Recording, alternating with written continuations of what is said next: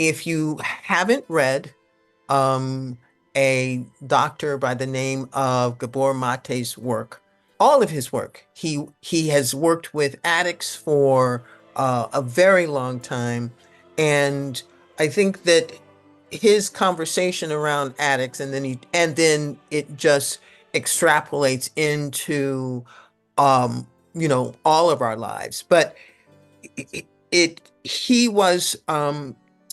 he profoundly sort of restated the idea of the addict and the addict's problem. And the restatement is that the drugs are not the problem. The drugs are the solution. Most people are carrying the problem. They're carrying the problem as some unresolved hurt, trauma, upset, or disappointment. And that drug wound up being a place where they found relief.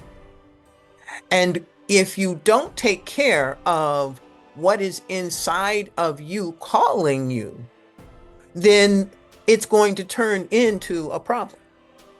And so, one of the things that he talks about in one of his books, and I don't remember which book it is, but he goes through a lot of statistics about in obituaries how you read that the person who died was so loving and selfless that, even when she was sick, she didn't think about herself. She was right there making sure that her husband, her family, that everybody was taken care of.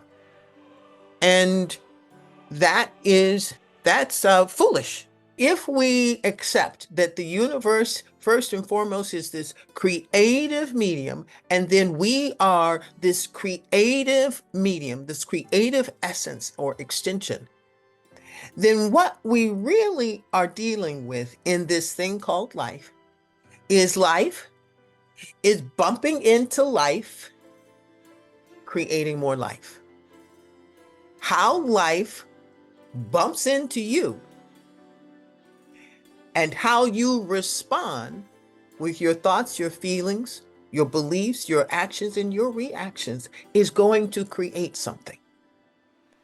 And the life that each one of us is living right this moment is a testament to this bottom line reality that life is bumping into life, creating more life.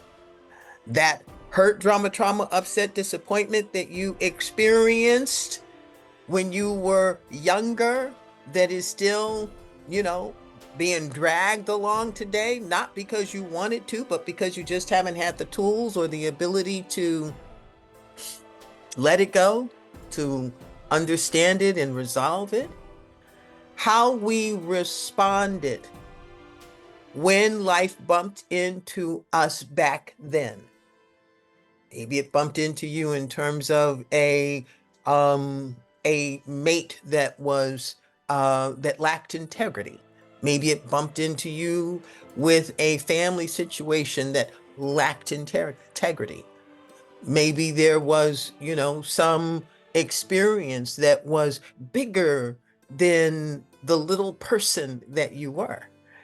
Whatever it is, we took that and we had thoughts about that.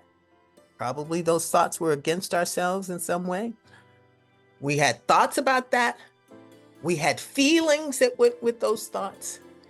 And then we created beliefs around that moment. And we do that ad infinitum.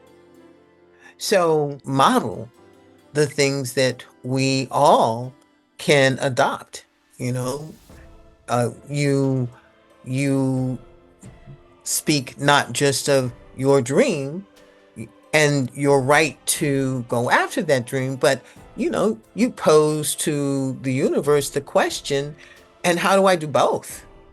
Instead of just defaulting to you over your family or your family over you. This is a big universe, and it has a lot of mysticism and magic in it. And if we ask, how do we do this thing that is hard?